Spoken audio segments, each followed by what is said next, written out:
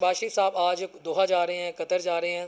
اچھا، کیا نیٹو کی طرز پر یہ اسلامی ممالک کی جو سربراہی کانفرنس ہو رہی ہے کوئی ایسا اتحاد بنا سکتے ہیں، کوئی ایسی فورس بنا سکتے ہیں؟ مجھے نہیں لگتا بنائیں گے، لیکن میری دعا ہے کہ اللہ کرے بنا لیں. آج یہ ایک نبی کے نام پہ اکٹھے ہو رہے ہیں. قرآن ایک ہے، کعبہ ایک ہے، خدا ایک ہے، دین کے فنڈامنٹلز ان کے ایک ہیں، نبی ایک ہے، نبی و آخری زمان حضرت محمد صلی اللہ علیہ وسلم کے امتی اکٹھے ہو رہے ہیں. کتنے کمزور ہیں، کتنے طاقتور ہیں، دین سے کتنی رغبت ہے، وہ ڈبیٹ ہو رہا ہے. ٹھیک ہے، کیا ہم امت رہے ہیں نہیں رہے، وہ ڈبیٹ ہو رہا ہے. آج ان کو فیصلہ کرنا پڑے گا، نہیں تو سب کی باری آئے گی. میں آپ کو بتا رہا ہوں کوئی نہیں بچے گا. اور اگر کوئی ایسا الائنس بن جاتا ہے تو پاکستان کو اس میں کلیدی رول ہوگا. لیکن ایک بات میں آپ کو بتا دوں کہ اسرائیل کے قطر پر حملے کی وجہ سے نا امریکہ کے اس خطے میں جو مفادات ہیں ان کو شدید دھچکا پہنچا ہے. گو کہ امریکن اشیرباد کے ساتھ یہ کام ہوا ہے، امریکہ کے اشیرباد کے بغیر یہ کام نہیں ہو سکتا.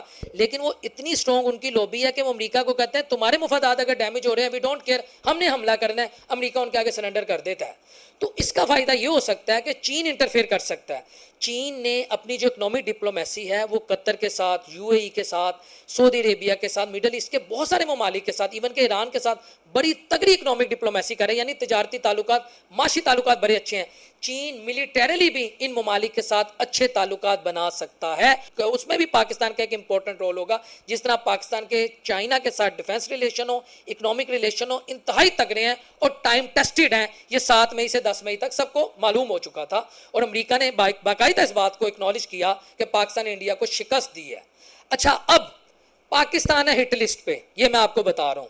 فواد چودھری صاحب کی آج ایک ٹویٹ آئی ہے کہ پاکستان ان قوتوں کو جو میڈل ایسٹ میں اسلامی ورلڈ کو پروٹیکٹ کرتی ہیں یا یہ کلیم کرتی ہیں کہ ہم ان کے ساتھ ہیں، ان قوتوں کی ہٹ لسٹ پر. وہ قوتیں کون ہیں وہ آپ کے بھی علم میں اور میرے بھی علم میں ہیں. اور انہوں نے پاکستان کے خلاف مل کر 7 مئی سے 10 مئی تک ادھر حملے بھی کیے اور اپنے ڈرونز بھی بھیجے. اب فواد چودھری صاحب کیا کہتے ہیں کہ پاکستان میں بالواسطہ کارروائیاں بڑھ سکتی ہیں، لہٰذا پاکستان کے اہم عہدوں پر بیٹھے ہوئے لوگ خصوصاً اپنے فونز اور کمپیوٹرز کا استعمال احتیاط سے کریں، جس میں واٹس ایپ ہے اور جی میل جیسی چیزیں ہیں. یعنی ان ایپس کو احتیاط سے استعمال کریں، بلکہ ان کا استعمال فی الحال مت کریں اور اپنا سیکیور ماڈل بنائیں، ورنہ ایران جیسی کارروائی کی مثال ہمارے سامنے ہے. ہمیں یہ دیکھنا ہوگا کہ بلوچستان اور کے پی میں ہندوستان اور اس کے ساتھ جو دیگر قوتیں ہیں وہ دہشت گرد گروپ کی مدد کر رہی ہیں، تو وہ پاکستان مخالف اور ایکٹیویٹیز کیا نہیں کر سکتی.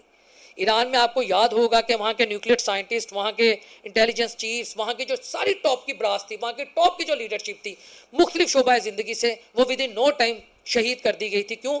کیونکہ ان کو ٹیکنالوجی کے ذریعے مات دی گئی تھی. تو فواد چودھری کے اس مشورے سے میں بھی ایگری کرتا ہوں.